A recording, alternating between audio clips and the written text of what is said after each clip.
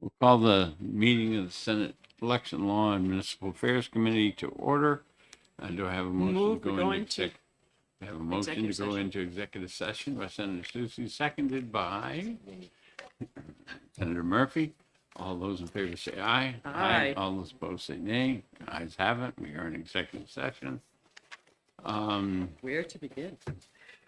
Well, we're not going to do any House bills, so we've got Good. uh,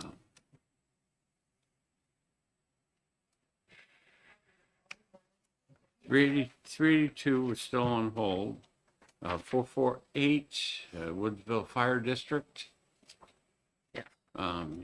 All of you got the amendment over the weekend. I know that the people from Haverhill were wondering whether or not they were going to be here today or not.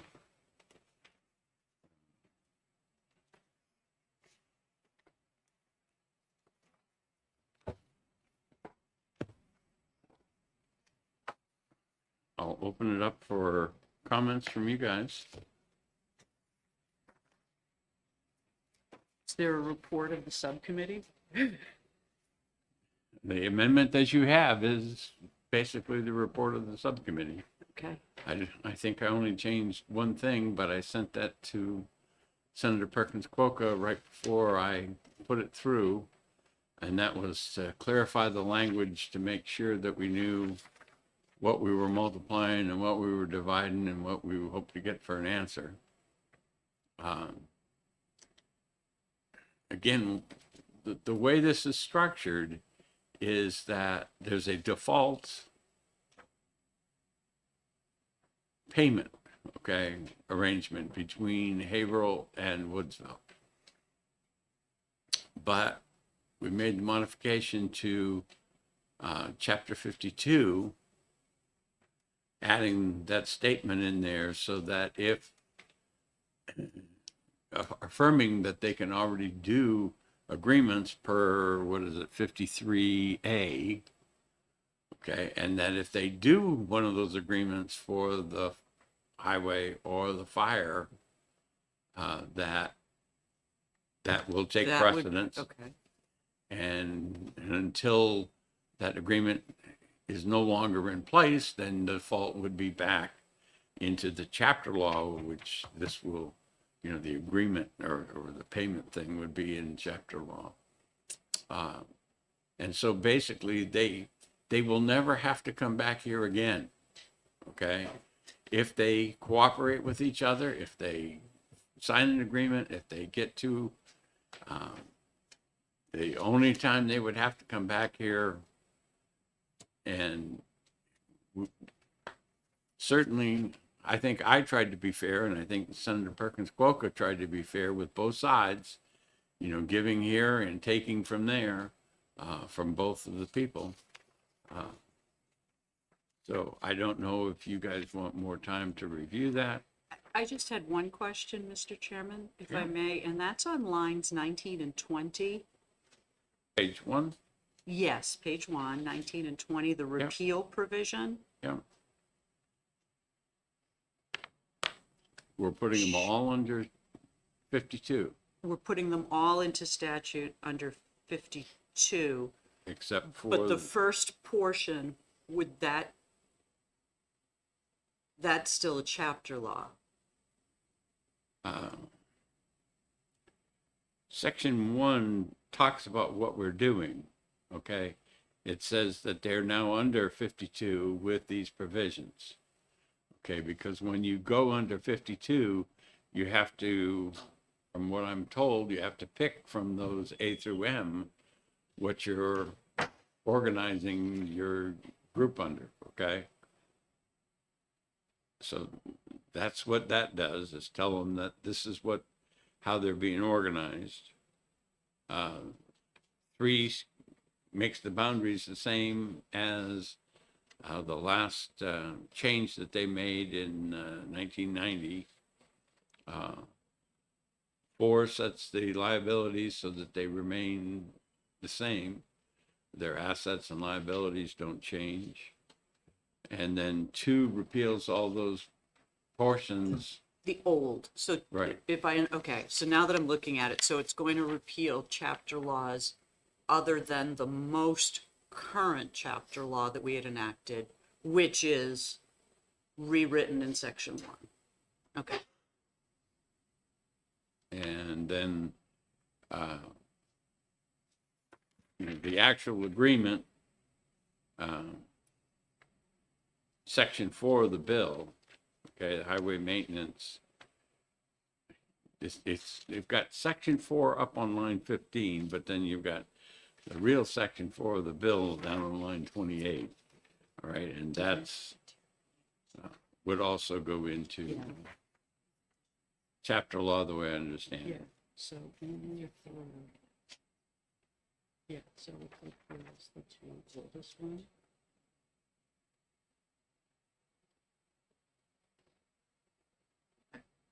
So I think 2009, 2021 is that? Looks like These don't overlap. the amending language is weird. That's why we took a minute.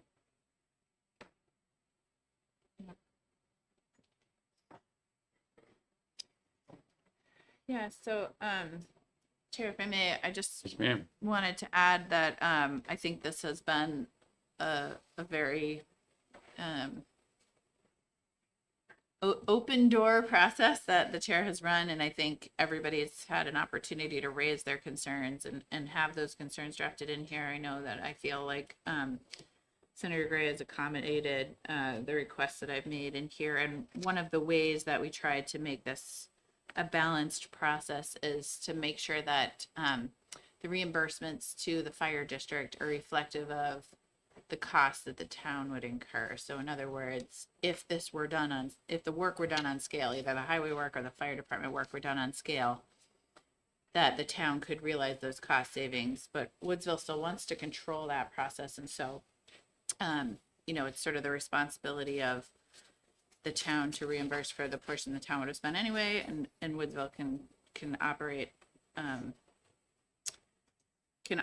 its own highway department and fire district based on those costs. So one way that we did that to make sure the formulas felt reflective of those costs and to capture sort of the differences between Woodsville and Haverhill was to have both formulas reflect 2 different methodologies for calculating that cost. And so the intent is that the village district and the town work together. We would love to see them at the table working this out, but we're here to provide some guidelines to hope that happens. When you look at the highway department, the agreement that was in place from, I guess, 2009 to reaffirmed in 19, had it based on the assessed value of the towns, or I should say the village district and the town. This slightly backs down from that. In 2021, we said it was going to be done by warrant articles. That hasn't gotten us anywhere. It does have a lawsuit, which this bill does not touch the things that were happening during that lawsuit or are happening. And then when you go down to the actual fire district or the fire departments, one group wanted it per capita, one wanted it on. So what we did again is try to accommodate both by having the formula somewhere in the middle. Again, is there anyone who wants more time to review this before I take a motion? Seeing none, I will move ought to pass on Senate Bill 448, and then we'll make the motion on the amendment after I get a second. Second. Yes, ma'am. I just want to make sure that we've been expressly clear about applying our fraction to the gross budget, which It does seem to read Well, to me. then why Yeah. don't I retract my statement and Yeah. we'll give you the other week. I think, this is an FN, so I need to get it out next week. So we won't have an option next week, but I'm certainly, wanting to give you the opportunity to fully review it and having discussion. It's up to you. I, I'm ready to go, but if you're not, I'm ready to wait. Yeah, let me just take one more look at it, because I know that that is a topic of conversation right now, and we all want to avoid being back here. So let's just take one more week and make sure we can avoid that. Okay, so we'll put that one on hold till next week. And next one on the list is 534. Again, you've got an amendment on that one.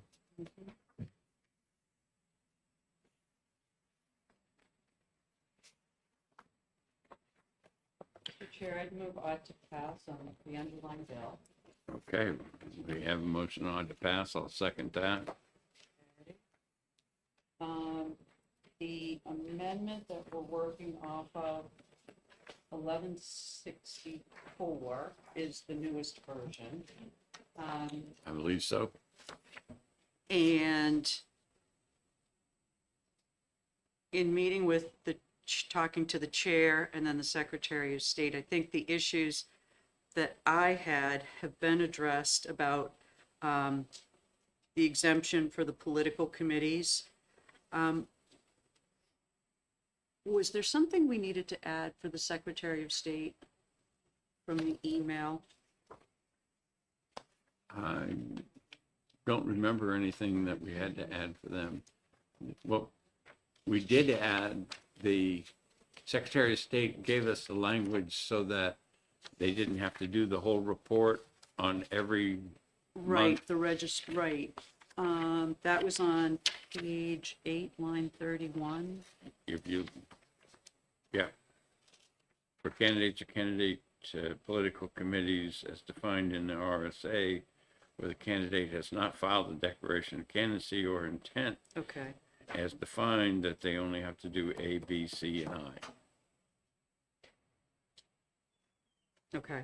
Just wanted to make sure, because there were a lot of communication Yeah. about that one. Okay.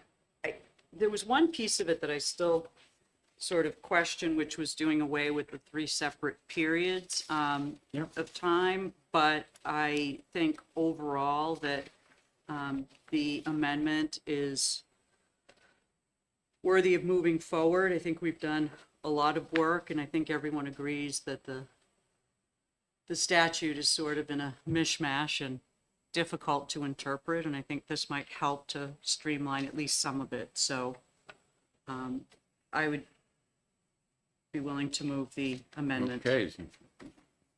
We'll move, ought to pass on the amendment. 1164, I will second that one also. Further discussion? Okay, on the amendment, 1164. Senator Abbas, I think. Senator Harris.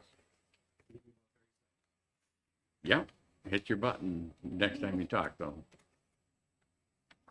30 seconds, Mr. Chairman. I apologize. No problem.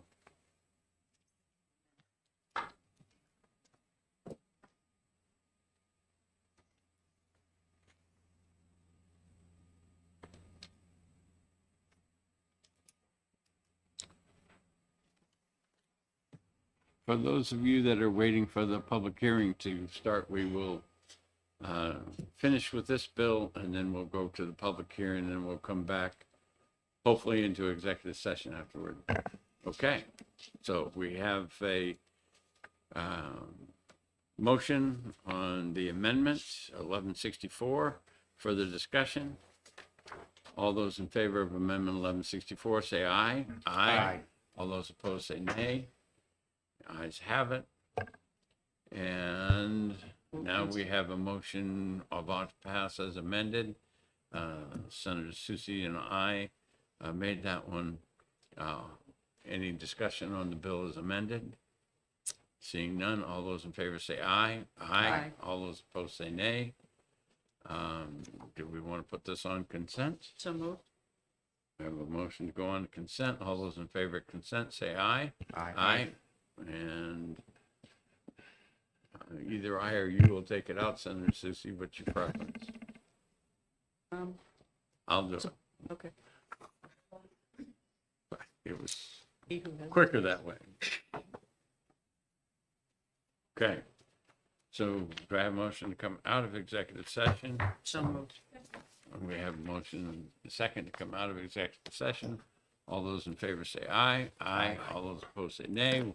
We are back in regular session.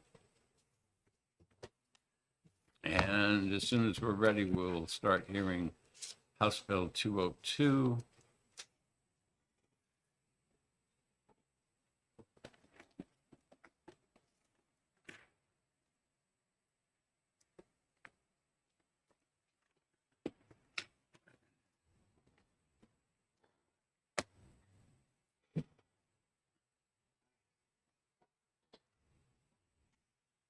That.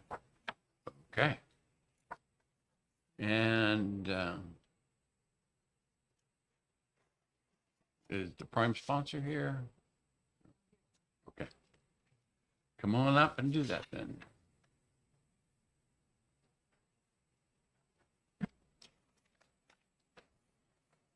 If you'd introduce yourself and the bill. Thank you, Mr. Chairman and honorable committee members. On behalf of the sponsors of this bill, I'm happy to introduce it to you today, House Bill 202. For the record, I am Representative Diane Power. I represent the towns of Brookline, Mason, and Greenville in Hillsborough County, District 36.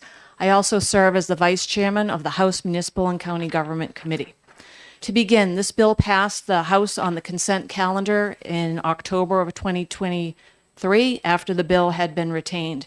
This bill comes before you comes at the recommendation of a commission that was established by Bill 2021, and that was House Bill 411. The commission was tasked to do two specific things. Number one, they were tasked to study the equalization rate used for the calculation of a property tax abatement.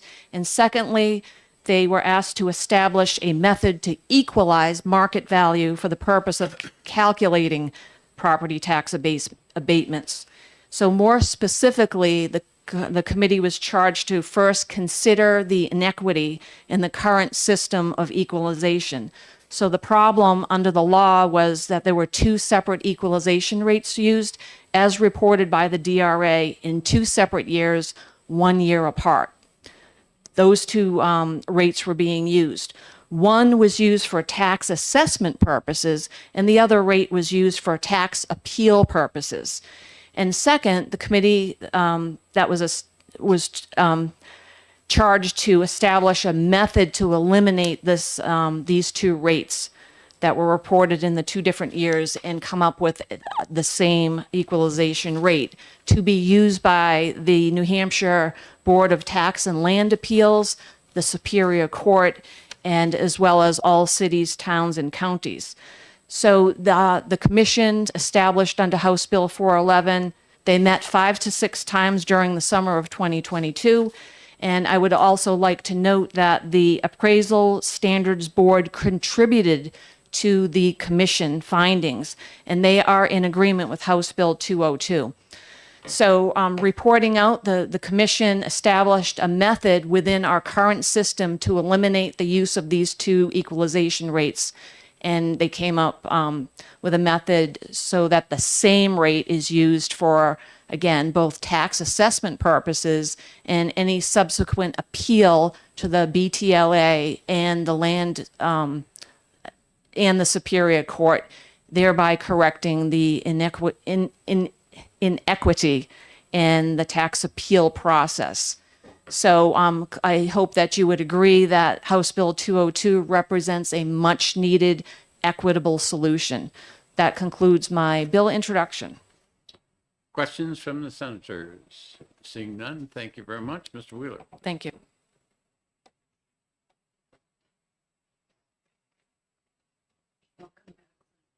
Good morning. I don't think that I can do as good a job as Justin was done, but my name is Jim Wheeler. I am a member of the ASB, and I also chaired the HB 411 Commission. So, in the interest of time, honestly, I think I would just wanted to be here to answer questions if there were. Again, I think it's got a fantastic introduction to the bill and the purpose of it. Questions from the senators? Seeing none, thank you very much.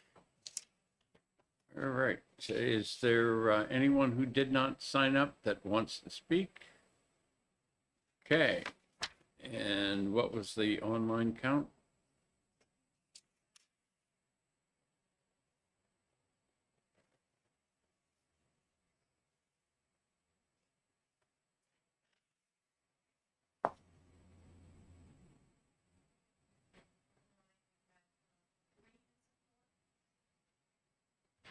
Online, there were 3 in support and 1 opposed. Okay. And with that, we will close public hearing, and we will start the next public hearing in just a couple of minutes.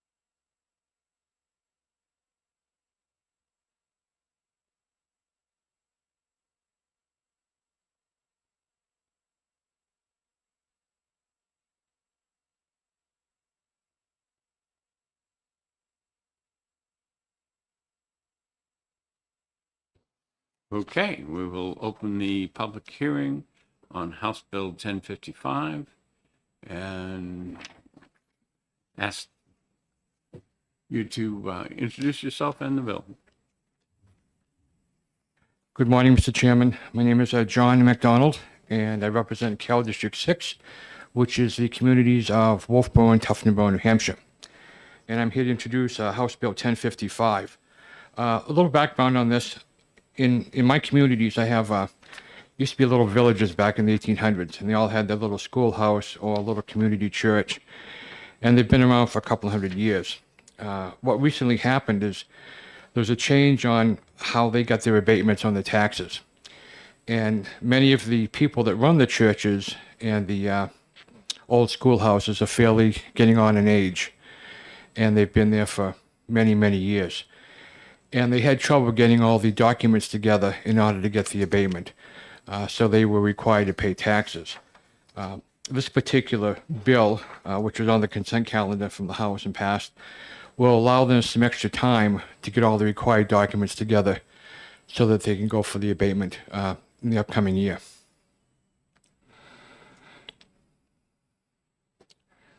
Questions from the senators? Seeing none, thank you very much. Thank you. And Representative?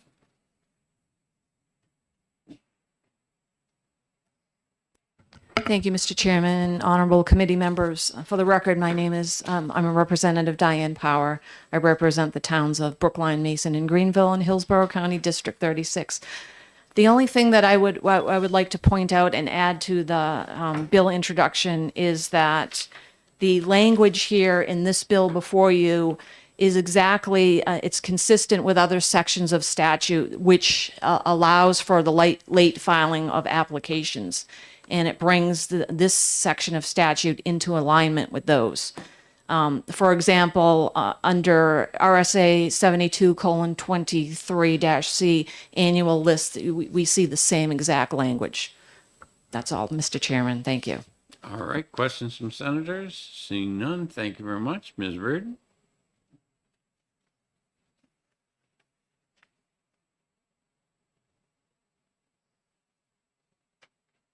Good morning. Thank you, Mr. Chairman. Sorry. Good morning. Thank you, Mr. Chairman and the committee. For the record, my name is Kathleen Reardon. I'm the CEO of the New Hampshire Center for Nonprofits, the statewide association that exists to strengthen and give voice to our New Hampshire nonprofits. And I'm just here to express our support for this bill. As you all know, there is an annual process which allows nonprofits to file for exemption of property taxes for those property that are used for their mission-specific purposes. And occasionally, organizations may miss a deadline. So this legislation allows the municipality to accept applications beyond the deadline, does not require that. But we are in support of this bill. Okay. Questions from the senators? Seeing none, thank you very much. NHMA.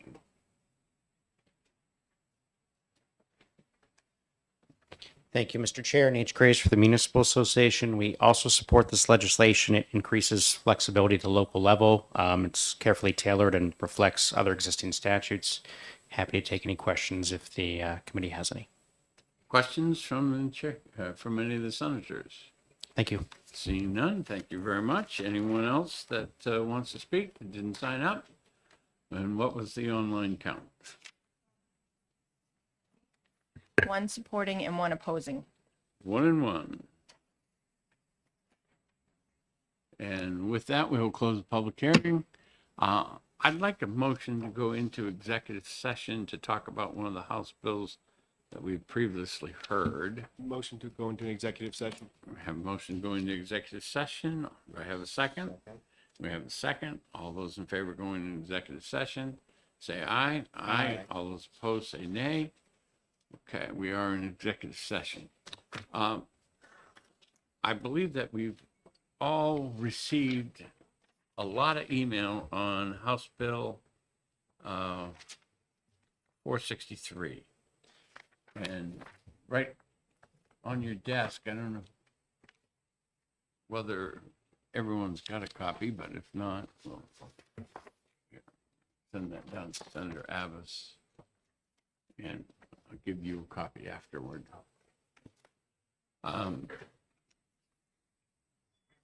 When you go into the existing, part of the comments come to a person registering to vote and making sure that, you know, one of the election officials, either the clerk or the supervisor of the checklist, actually verifies those credentials to make sure that they are valid and they've met the criteria. That really is in existing law, with one exception that has to do with absentee ballots. But to make it clearer, if you look at the bottom of the second page, and I think on all the copies that you guys have gotten, I put a pink highlight on C at the bottom of page 2. I'm going to probably make an amendment that would say that all the requests to the portal must include the last 4 digits of the social security number and the driver's license or non-driver identification number if they have one. Okay. Now, when I talked to the Secretary of State about this, to make it them not have to put in the driver's license or non-driver identification number, they would have to check a box that says I don't have one. Okay. So that's, you know, helping us to make sure that we know who they are. But on the top of the next page, making it clear that the process for registering, and this, whether we put in a new voter requesting to register or anyone requesting to register, I'm comfortable with either one, but that they must appear in person before the appropriate town clerk or supervisor of the checklist, and present the documentation needed to verify identity, age, citizenship, and domicile to complete their application. So it makes it clear these people are domiciled in the town or the city for them to be mailed back the application, be able to fill it out, and then stop in at some time, either before the election or, you know, actually the papers, you know, could be dropped off, you know, during the election when the people are doing the same day registration would still be acceptable.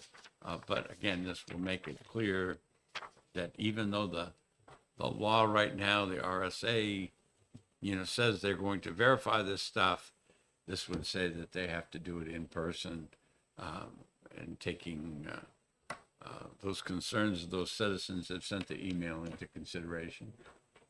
Thank you, Mr. Chairman. If I were to today want to vote absentee, wouldn't I still have to go to the town hall? Or do I have to still request the ballot in advance? I mean, I still have to show up in person. So I guess if that's correct, I guess my concern is all this online activity, what does it accomplish? It just gives you the ballot in advance. And I suppose, and I see that there's some value of that, but it's minimal versus, I guess, weighing the potential harms or potential issues that can come up with this. I guess that's kind of where my head's at. I feel like I have to go there in person anyway, so I'm just getting the ballot early. There are, for that portion of this, there's much more people who want to change party affiliation, okay? People who change of address, people who are married and are changing their name, okay? Especially the last one where if they're married in New Hampshire, the clerks already have that record, you know, through the vital records stuff. But again, you know, they would still be able to do that. But registering to vote, right now in statute, they are supposed to show the documents. When, you know, if it is in a very short time before the election, okay, where you can't be in the city or town during that period of time, is the only time that you can register and then get an absentee ballot.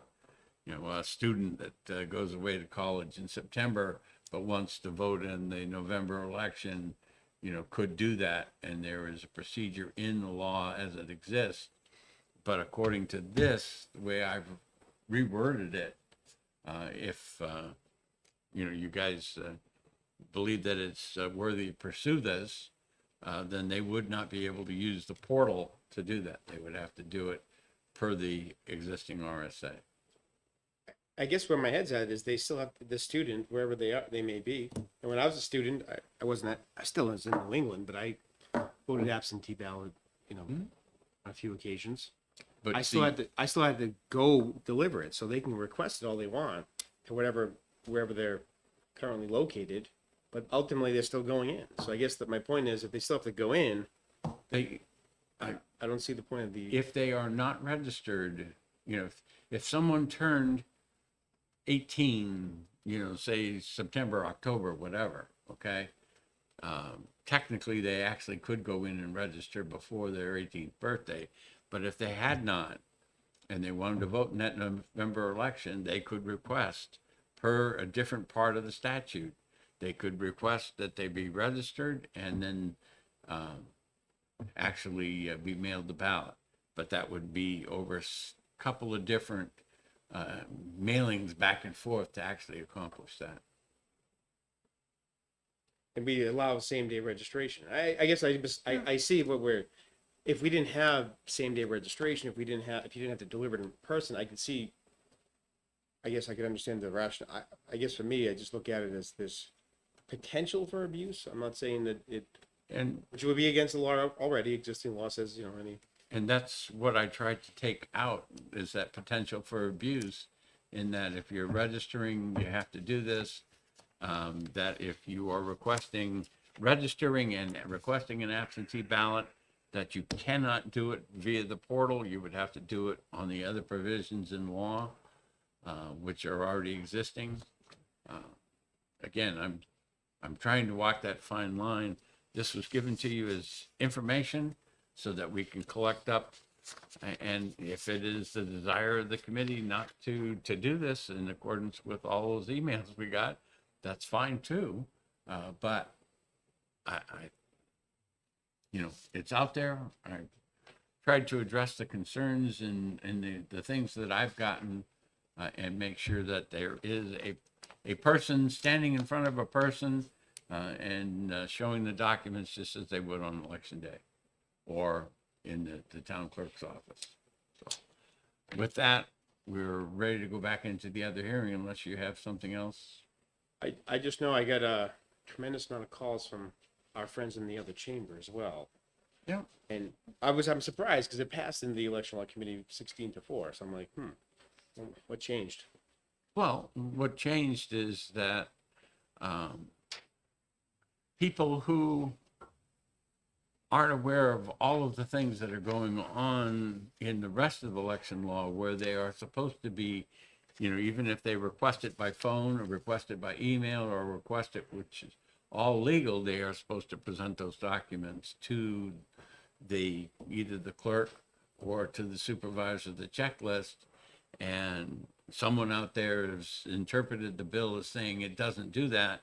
And that's why in this version that, if there is, a desire to move forward with this, that it could be put in there and make it very clear that the process cannot be completed solely online for registration. I don't know where the rest of the committee's at, but if the chair would incline a motion of ITL, I would support that. But I also would, respect holding it if you'd like.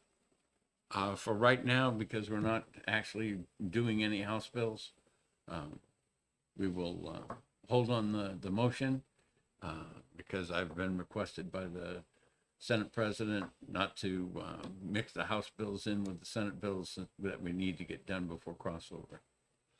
Okay? I could always be persuaded to go the other way. I gave you the language that I was thinking of so that, that you would be able to look at it and see, and we'll go from there. So, and I do have a prime bill at 10, so I need to get into the other one so we can get out. So, Thank you, Mr. all right, do I have a motion to come out of executive session? So moved. All those Second. all those in favor say aye. Aye. We're back in regular session. We will have the public hearing, and we've got one person signed up on the list, and I think I'm going to make it to my prime bill at 10 and leave the vice chair the next bill.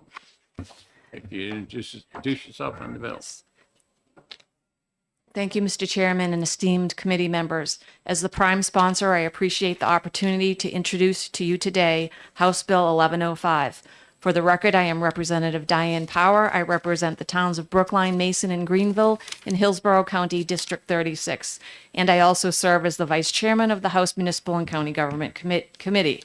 To begin, this bill passed the House on the consent calendar, and the bill was filed upon the request of a number of constituents.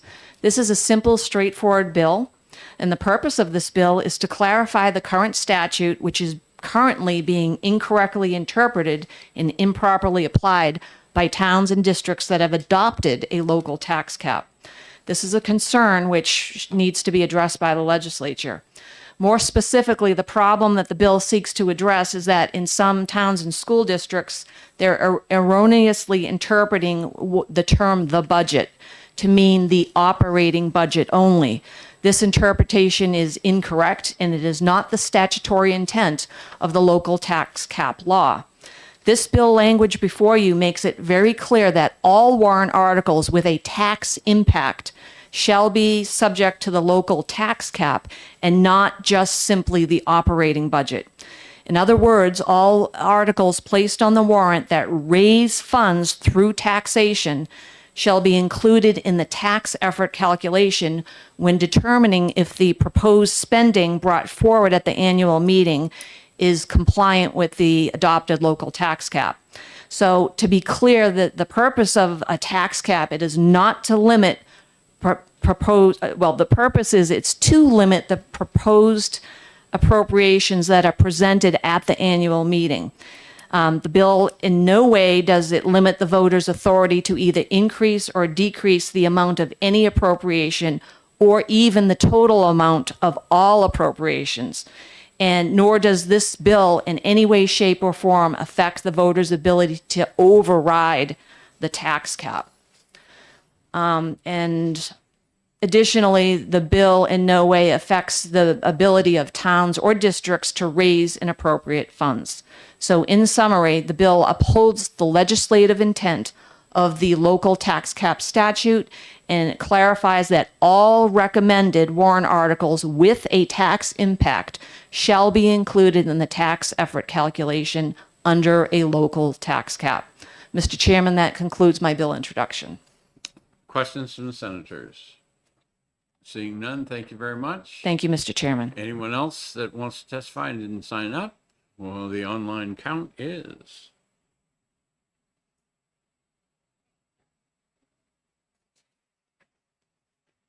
There were 8 in support and 2 opposed.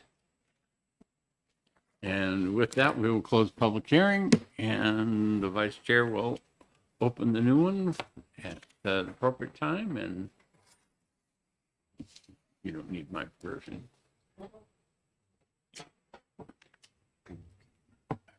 I shall be back.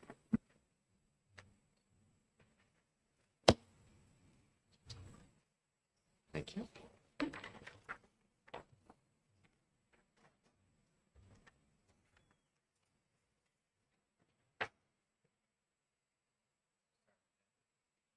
Yep, all set. It being 10 a.m., I'm going to open the hearing on House Bill 1154 and recognize the prime sponsor, Representative Power. It's Representative Power Day today in the committee.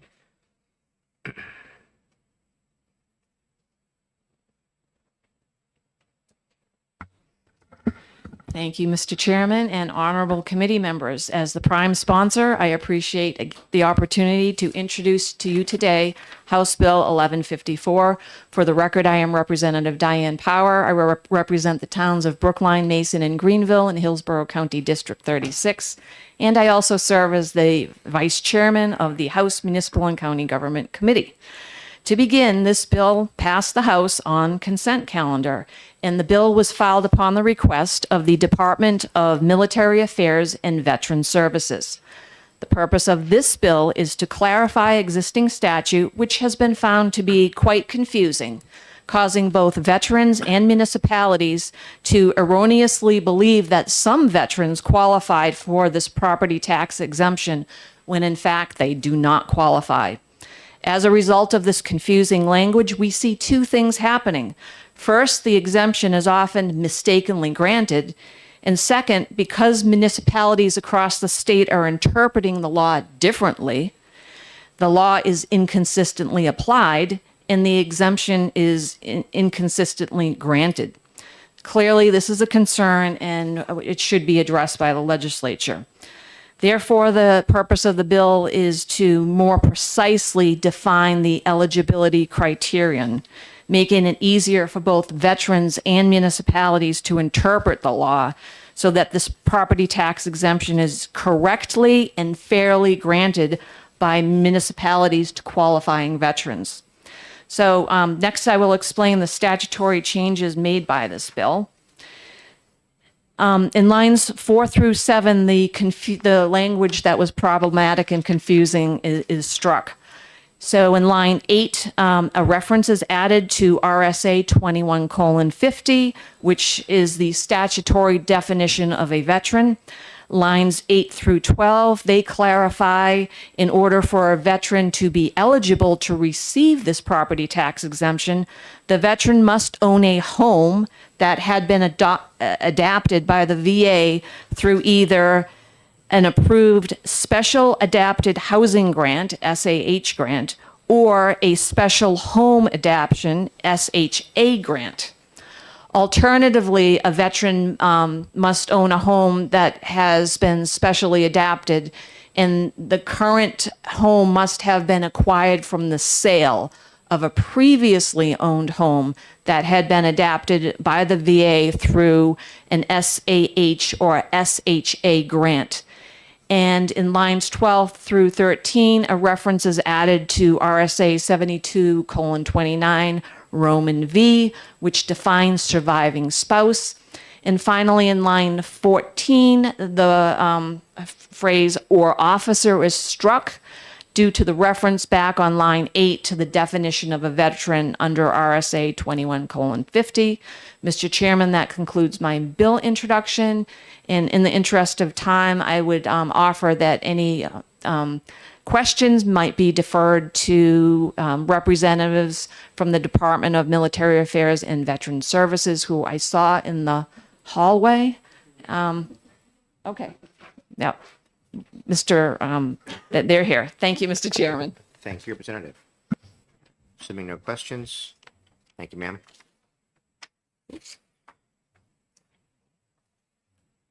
Chair recognizes Mr. Perry.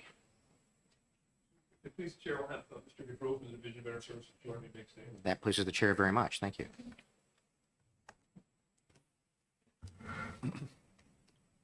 For the record, my name is Warren Perry. I'm the Deputy Adjutant General for New Hampshire's Department of Military Affairs and Veteran Services. For the record, my name is William Gaudreau. I'm the Director for the New Hampshire Division of Veteran Services. So, again, as Representative Power mentioned, the reason why we had brought this bill forward is because our belief that the language in the current law is too liquid or too easily misunderstood. And we've had a lot of situations where veterans have contacted us trying to qualify for something that they don't qualify for. In a few situations, I've had veterans call me up who are 100% permanent total and believe they qualify because they've been approved for a VA home loan, which is ludicrous to think that that would be the threshold to a complete tax exemption, is being qualified for VA home loan, something that any veteran can qualify for. But that was because of the way the law was written. The statement to the fact that home acquired through the help of the VA was what they were focusing on, where the focus should be on the fact that it's a tax exemption because the VA, the state believes that you're so disabled that you needed help to modify your home through the VA. It's a real good criteria to follow. So there are two specific grants that the VA gives for home adaptations. That would be the special housing adaptation and the special adaptive housing grant. The special adaptive housing grant is a one-time $117,000 lifetime grant that can be taken up to six separate applications to a total of $117,000. And those are granted to veterans who have a loss of use of more than one limb, loss of use of lower legs, blindness in both eyes, certain severe burns, loss of use in one lower extremity. And then there's the other grant, which is the special housing adaptation grant, which is a $23,444 grant, which is given to veterans for modifications when they have a loss of use of both hands, some certain burns, and respiratory and breathing issues. So these are grants that veterans have to qualify for. They have to get approved for. And we believe that is a good threshold to the conversation or the intent of the legislation for a tax exemption. That's my testimony. It's during the interest of time, we'll answer any questions that you might have. Any questions from the committee? Seeing none, thank you very much for your testimony. Chair recognizes Mr. Kevin, I'm sorry, Grady, is it? Yes, sir. Thank you. Good morning, Mr. Chair, members of the committee. For the record, my name is Kevin Grady. I'm a 25-year veteran of our Air Force, and I'm a 25-year resident of the town of Hooksett, New Hampshire. Today, I'm here representing the State Veterans Advisory Committee. We're a 20-member organization chartered by State Law 115:A-8 to come and speak for the veteran community. And one of the things we do is we look at the bills that have veteran impact. We take a position, and then I come and tell you what that position is. We fully support this bill. We're very cognizant of trying to make sure that when we come up here to talk to you about a bill, we don't develop the reputation that we always have our hand out looking for something, good for veterans. It's not going to apply to everybody else. In the case of this kind of legislation, I think what this does is, and I think we might all agree that what we're trying to do is we're trying to help those veterans that literally cannot work, that are having to have their house specially adapted in order to make that house usable for them. And we want to make sure that the tax exemption only goes to that group of folks. And so that's really all I want to tell you this morning is we do support this legislation, and subject to your questions, I'll yield the floor here. Any questions from the committee? Thanks Thank very you. much. Is there anyone else who would like to speak on House Bill 1154? Thank you. Tricia, how many people signed up online? There were 2 in support, none opposed. Thank you. That concludes the hearing on this House bill. Thanks very much. Don't crack your egg, Senator.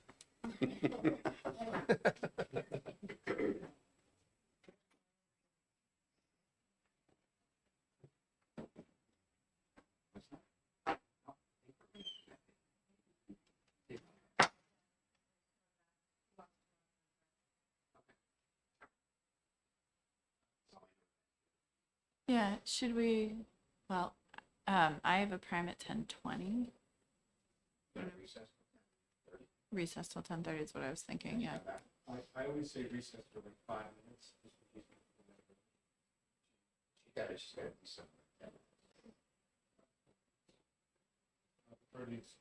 All right. That's very good. All right, great, thanks.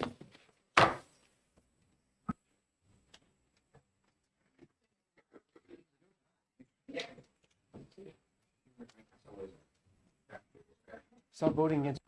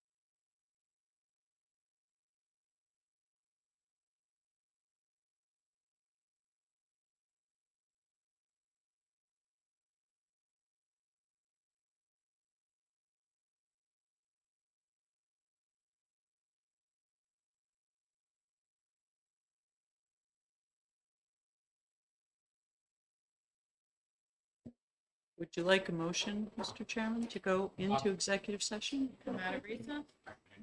Come out of recess. All right, so we were out of recess and back in normal session. Do we have a motion to go into executive session? So moved. We have a motion and a second. Sal, second. Okay, Senator Murphy, second. To go into executive session, all those in favor say aye. Aye. All those opposed say nay. Ayes have it. We're in executive session. And where were we? An amendment pending on 534, 530. 534. We finished 534. I think we're up to 537. 534 was, we put it on Campaign consent, finance. and I'm taking it up. Okay. So I will move ought to pass on 537. 537. Somebody can second it, then I'll move the amendment to discuss it. Second. Senator Perkins Cook with seconds. The motion. So, Mr. Chair, I would move amendment 1154S on Senate Bill 537. 1154S. Correct. I believe that is the most recent version. Yeah, the only version. I want to say from the outset, there is one concern that I continue to have, Mr. Chairman, and I did sponsor this bill on behalf of the New Hampshire Clerks Association, specifically asked by the Manchester City Clerk. I have to note that they still have concerns. Page 1 of the bill, at the end of line 13, where it says that they shall schedule at least 2 days to open the absentee ballot. That is something that they remain opposed to. They want the pre-processing window just for the weekend. So if that were changed, if that shall were changed to May, I think they'd be 100% in support. Having noted that for the record, and I'm happy to discuss it further or talk more, the rest of it is, I think, from my best recollection of the communications I've had with them, the rest of it is in line with what the clerks feel will be helpful to them, particularly going into the general election where it's a presidential and they're expecting the highest turnout, which is traditionally what New Hampshire has this time of year. So And the reason that I had put that in there, to have it done twice, in those 3 weeks is figuring that they would open envelopes, and then if they're gonna do pre-processing, they would do that. And that would give ample opportunity for people's ballot, the affidavit, to make sure that it is signed, that there wasn't, some other abnormality that would cause the ballot to be rejected. Again, to me, it's a way to make sure that people who are trying to do the right thing but make an error, that their ballot does count. And so I need that to stay in there. In addition to that, that certainly would go back to the court order, which does not allow us to do, and I'm going to put air quotes around it, signature verification. And the two criteria that we had to overcome to get that, according to the decision, was that we needed a method for the signature to be cured, and this would provide that. And then the second one is that there be training provided from the Secretary of State. Certainly when, in the more than 20 years that I was a moderator, I used to look for reasons to accept the absentee ballots and not for reasons to reject them. And I tell about the mother that came in, and I said to her that I had to reject her son's ballot because the signatures weren't even close. And she says, I know, he went away to school before he signed it. So not saying who signed it, but that it definitely wasn't the son. And so there, Well, if I may, Mr. Chairman, I think most of the time now, the cure, since we're not doing the signature comparison, but the cure needed is frequently the absence of signature on that interior envelope. And we had talked about, I wasn't able to get the numbers, but people that go into the city clerk's office, for example, in Manchester, are there, and typically they will say, do you have any questions? Make sure they do instruct the voter. So there's an opportunity in those instances, I think, to ensure that the voter has, expressed their wishes on the ballot, but then complied with the necessary signature. This would just be the outer envelope. What percentage of them do it in person or hand deliver where there's that opportunity? I don't know. But as I said, I do think it's important to move forward, but I do have to note that objection on their part. They're concerned that it would create a lot more work in advance. And they're really just looking for the opportunity the weekend before to say, look, can we open these outer envelopes if there's some, and then can we highlight the checklist so that you avoid the issue of only doing it on the day of the election while people are standing in line. Now, I think a city like Manchester has adopted poll books. I know a few other places have. The lines are probably going to be better because you don't have to stand in the A to F or the, you can go into whichever line is the shorter because the poll books contain the entire checklist. So it doesn't have to be divided by letter. But in other parts of the state that haven't adopted their use, doing the check off on the checklist can lead to a backup. So that was their reason for wanting to do it early. So the only thing I can, as I said, suggest, if we were to make any change, is to either change the shall to may, the end of line 13, or on line 14, if we said one date in addition to the other instead of two. But I don't know if the chair is open to either of those. the chair would be open if I could get inside the mind of the judge that we're going to have to go in front of after we think we've got his criteria taken care of, and whether one date for many people that vote in person, as you noted, we're not requiring that they use the outer envelope anyway, so that we've got this Correct. whole slew of things. Correct, I just don't know the percentage. And because I believe that percentage will be much lower, I didn't see that this was going to be an imposition on them to do that, even in light of a larger one. So probably the thing that I would like to see done is it passed the way it is, and then that fight can happen over in the House where they can take more testimony and they can come in with the numbers of how many people voted in person, how many people voted. Well, they might not even know that because I don't think they recorded anywhere. I don't think they did. That was the problem I had in trying to get that information, is they, The Secretary of State might be able to give us a better estimate because when a person votes, I believe you entered the date that they were sent the absentee ballot and the date that they returned the absentee ballot which would be the into same. the database. And if it's the same, that meant Walk in. they must have been voted in person. So we should be able to get closer, but maybe not an exact number. All right, so Ask that exact question. That was the question I was going to ask: is how many people do we? Yeah. I guess suppose a voting absentee ballot. all right, so with that, I will move the amendment 1154.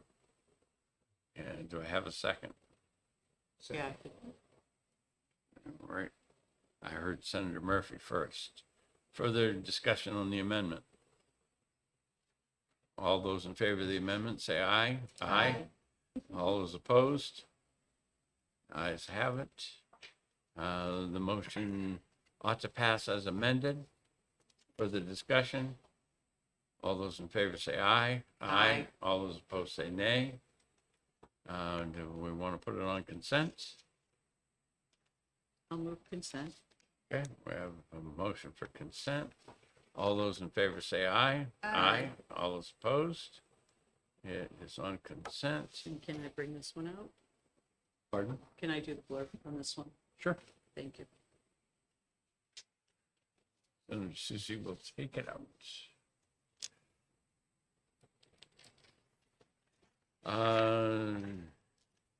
5:38.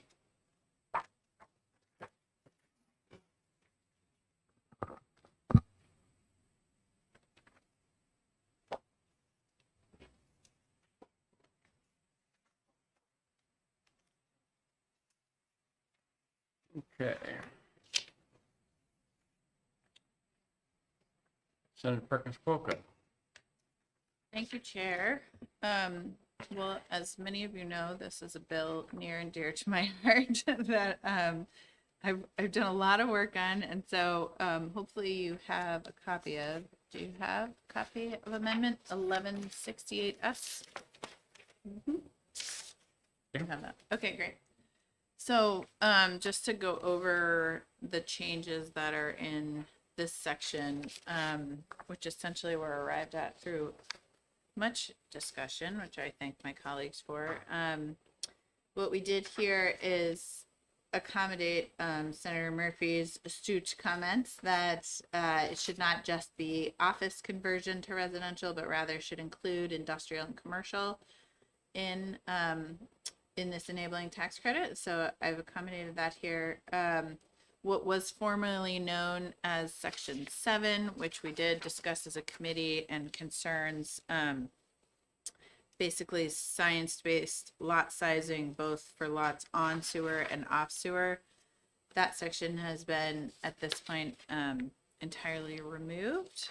And then in what was Section 9, which concerns inclusionary zoning, it is now Section 8 in the amendment.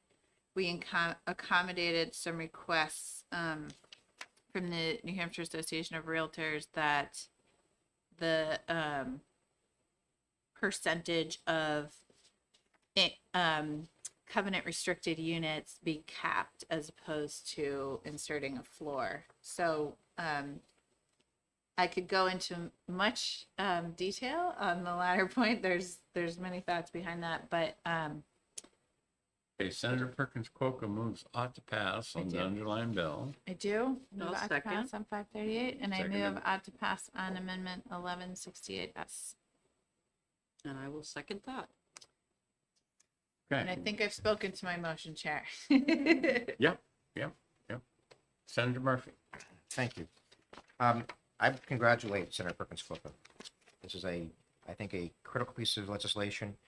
I think it potentially would do a lot to solve well, as much as anything can solve the housing issue that we face. There's no one solution. There's no one size fits all solution. It's going to take a million little things, but this is several little things in one bill. I've spoken to Senator Perkins Coker regarding some concerns I still have regarding the new Section 8, formerly Section 9, inclusionary zoning. I think I know the intention is very good with this, but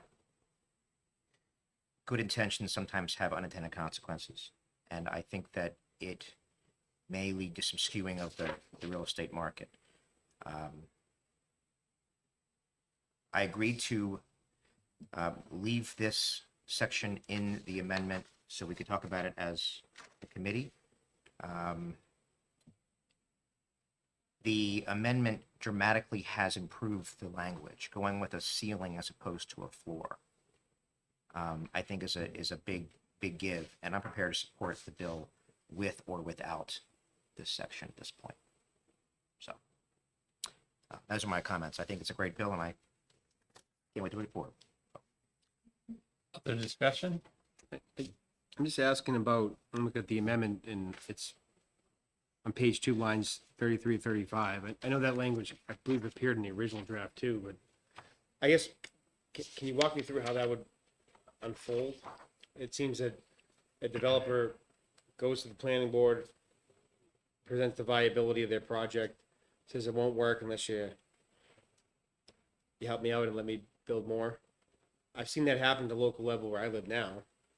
And, you know, sometimes you get certain tenants to come in, especially when it's a mixed use where it's commercial and residential. They said, well, some of these AAA national franchises want X amount of housing nearby. I get that. I guess my concern is why put this in legislation if it can be done at the local level already? Yeah, it's a good question. I think it's probably for clarity, and thank you for the question, if I may, Chair. Yes, ma'am. I can walk you through because we do actually have language like this in Portsmouth, and I sat on the planning board when we used it.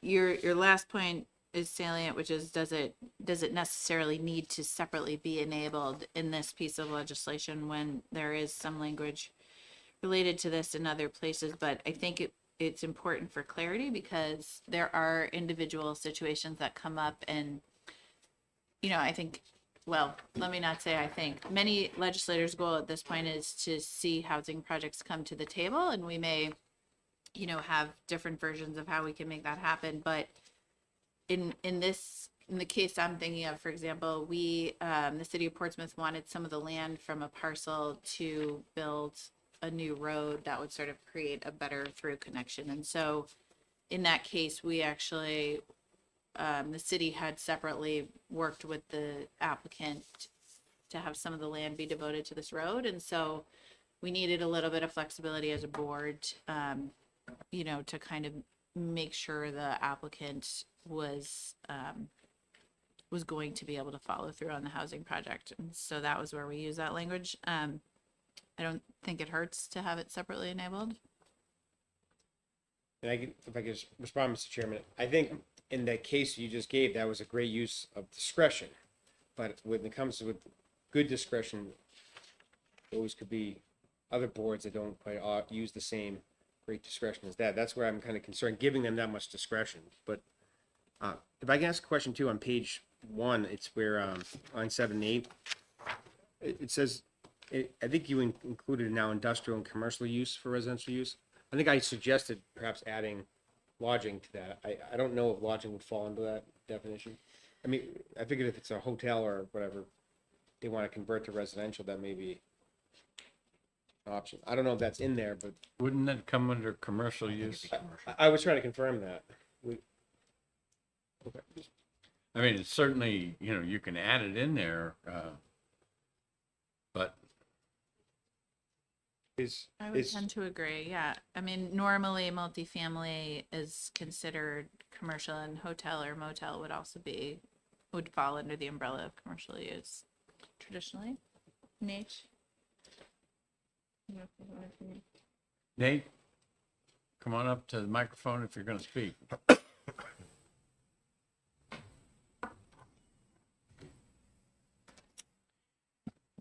Thank you, Nate Grace for the Municipal Association. Would you mind rephrasing the question? Well, on behalf of Senator Abbas, yeah.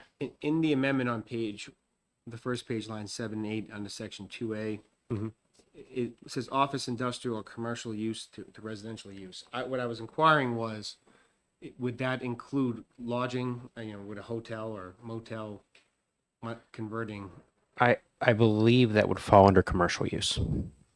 If for some reason it doesn't, can you please let us know?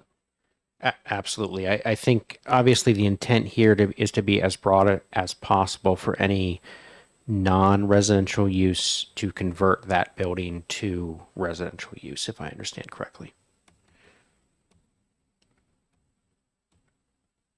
I mean, if you want to put in including but not limited to, you know, we can do that too.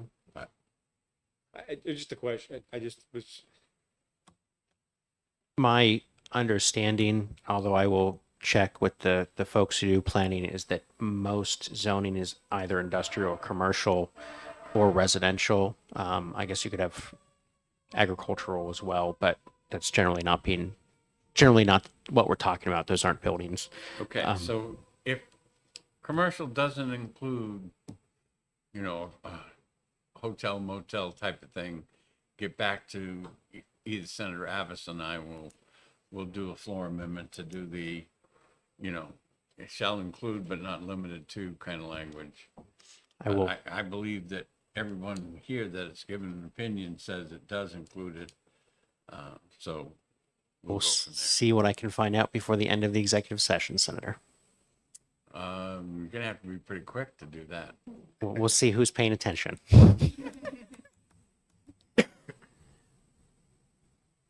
All right. Further discussion on Amendment 1168. Seeing none, all those in favor say aye. Aye. All those opposed say nay. And ayes have it. And now the bill as amended. Further discussion? Just so no surprise, I'm not going to support the pass as amended. I support the amendment, Yeah. but I can still be convinced otherwise. I'm not. Okay. All right. I welcome further discussion. You have, and you're my seatmate, so you have even during on the fly. You can, Yeah, I'll have plenty of time. Can I ask a question? Absolutely. This is discussion. Senator Abbas, is there a particular piece of the bill as amended that you find most objectionable? I still keep falling back to a lot of this. I guess because I live in a community that is doing all this already, and I'm wondering why the rest of the state needs this. And I kind of look at for the potential unintended consequences. I kind of want to keep going through it more and more, and because in Salem, when you look at the development we're doing there, and things are going on the ballot, it's all being done. The developers come to the community, they present it, they have all these, and it seems to be a lot of transparency there. Other communities who are rejecting this type of stuff, I'm not sure if it's the developer not doing a good job selling it. If that community doesn't want to improve itself, I mean, what am I supposed to do about that? But I would just say, if only every other community in New Hampshire was doing the same quality job that Salem was, we probably wouldn't need this conversation. But sadly, that's not the case. But I guess my point would be if a developer wanted to put something in there that and it had all these benefits, whether it's the tax base, you know, affordable housing, you know, helping with workforce issues. I remember the first time someone kind of, when I really became well informed on workforce housing versus like public housing. And when it came time to talking to some other elected officials, I said, why don't you just come with me? Because you did such a great job explaining it. And that person really changed a lot of the people's minds on what type of housing, you know, we think would benefit our community and not. You know, and I thought that was the best way to do it. And it worked, and that person then went to another, and now look what's happening. So I think part of it is, I mean, it takes really the ground game, going to your state reps or going to your senators, going to the planning board members, and make sure they understand what's happening. And that's just how I witnessed it happen over, that could have moved a little faster. Perhaps it was a long process, but I think with something like was done where I'm at, to get it from where it was to where it is, I think it takes, that's the best way to do it. And I mean, now I think our community's grown for the better. So I guess putting this in, for those who don't want to grow, they're rejecting it. We're kind of just giving them, I'm not sure. Senator Burr? As I said earlier, I don't love the new section 8, prior section 9. And if there was the will to remove it, I would support that initiative. I love the rest of the bill. This is a part I'm willing to swallow to get the rest of it through. But I think the bill is improved without section 8. But I'll support the bill either way. So just if that were the objection, then I would go with that. But I do have concerns about the paragraph where the planning board basically gets to make a determination that the project won't be viable. If you look at how some of those planning board meetings are performed, I mean, this was the ZBA, but someone has handed out listings for a house, and this was, first of all, it was the same house on every listing with different listings. Now they provide one copy as an objecting abutter. I'm sitting there like, I wonder if I can see that. Well, you can imagine what my reaction would have been if I saw it during the public hearing. I would have just I have one more comment, sir. So like part of it is like someone presents all that, their financial information. I'm not sure how in-depth they're gonna get and well, some of it might be personal information.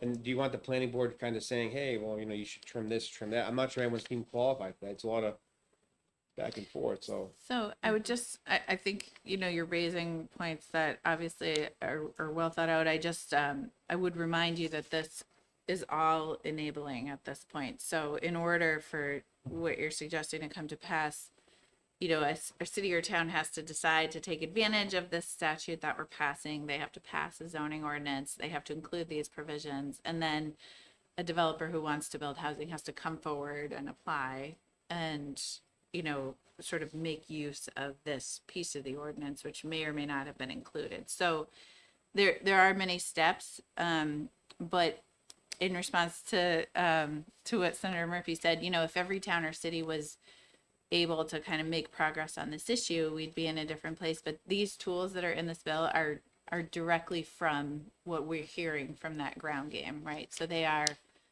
we need some tools on tax relief. We need some tools on parking. You know, we need some tools on zoning. So for the most part, you know, I think listening to our constituents, listening to our small businesses, listening to who's trying to get this housing done, which are the person-to-person conversations you've been talking about. You know, these ideas come from that. So I just want to keep us rooted in that. Natch?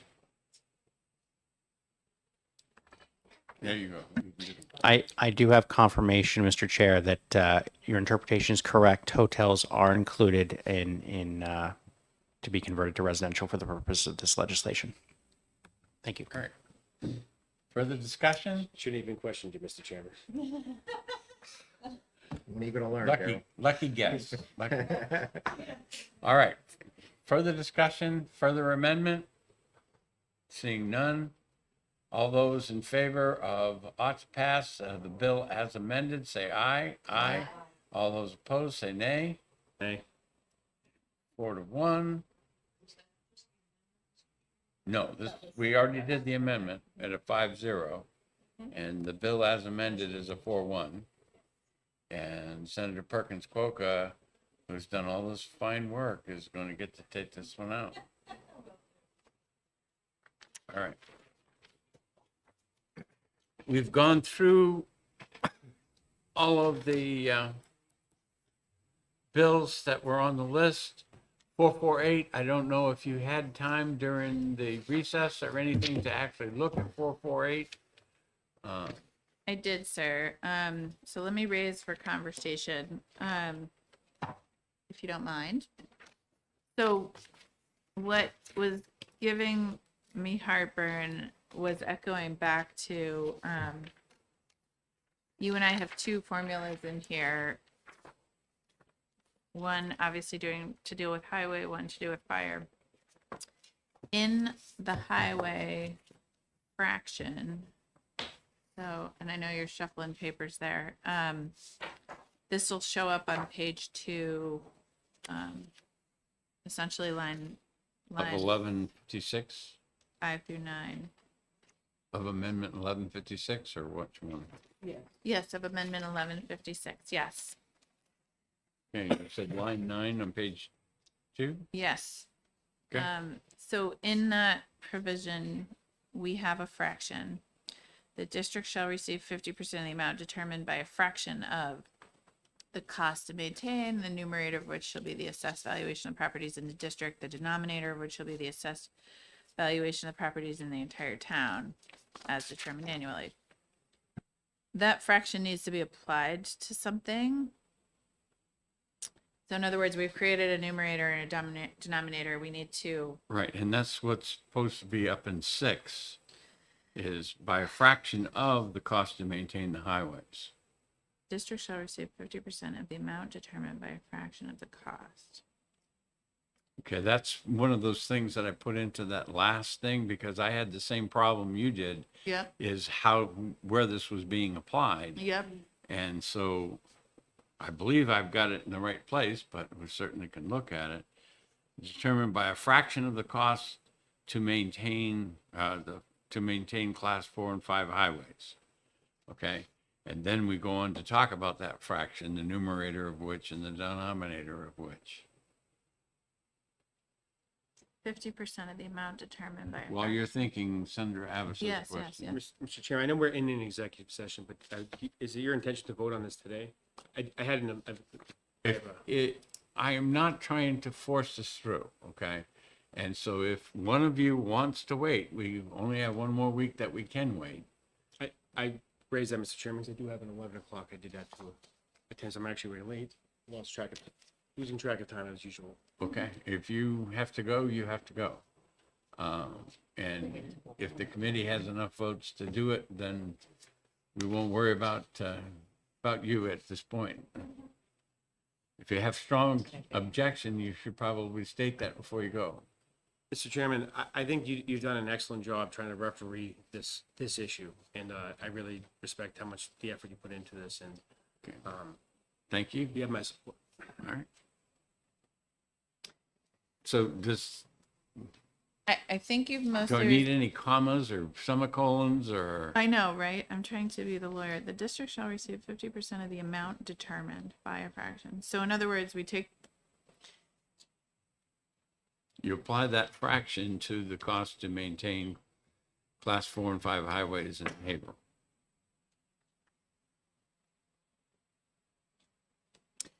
maybe we need to say, I'm sorry, Senator Sissy, go ahead if you have an idea. Yeah, it seems like we need to apply the fraction to the budget. Right. So maybe a line at the end of section 2 that does that. Or I could, yes, I think that's great. The alternative could be the district shall receive 50% of the amount determined by applying a fraction determined by, yeah, Well, if you look down in line 10 through whatever, yep, it defines what the cost to maintain 4 and 5 highways shall is include set these. forth in paragraph 1A, A1 Yep, and 2 shall include the items yep. in here.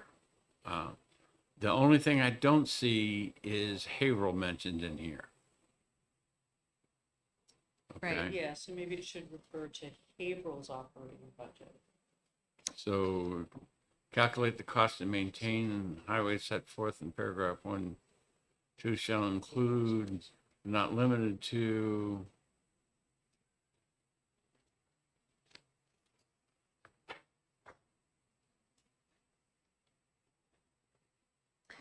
It's still not making total sense to me, Okay. Chair, that I'll we're let applying you- the I'll fraction let you work correctly. on it. I just want us to make sure we're gonna actually get this to a solution, because Yeah. there's just one more piece here too, which is the last line says, shall include depreciation of equipment, the calculation of cost shall not include any amount for highway capital projects. Maybe you and I should just discuss it a little bit more, and then I will see what you are seeing.